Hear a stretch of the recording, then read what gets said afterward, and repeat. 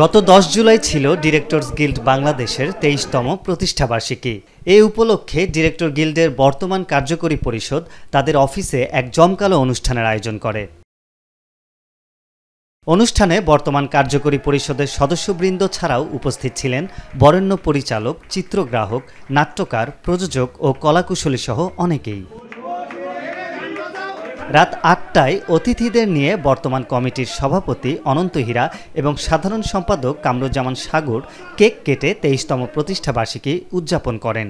এ সময় অতিথিদের অনেকেই তার মূল্যবান বক্তব্য প্রদান করেন। ধন্যবাদ। আজকে ডিরেক্টরস গিল্ড বাংলাদেশের 23তম প্রতিষ্ঠাবার্ষিকী আমরা উদযাপন করছি।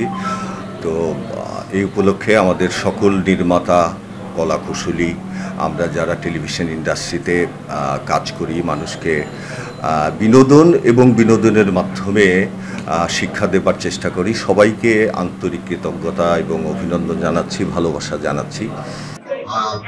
কেক কাটার মধ্যে দিয়ে আমাদের এই প্রতিষ্ঠাবার্ষিকী 23তম প্রতিষ্ঠাবার্ষিকী উদযাপন করছে। আসলে আমরা সবাই মিলে এই মাহেন্দ্র খণ্ডটি উদযাপন করি।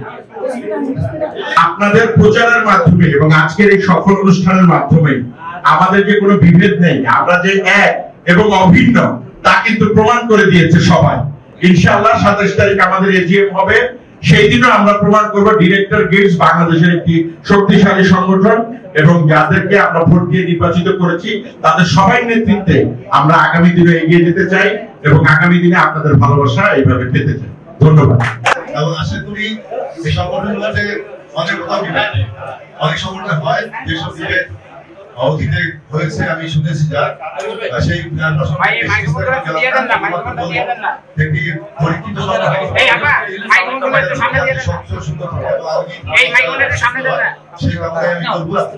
সহযোগিতা আমাদের বাংলাদেশ সমিতির পক্ষ থেকে যদি করতে হয়, তাদের পাশে দাঁড়াতে হয়।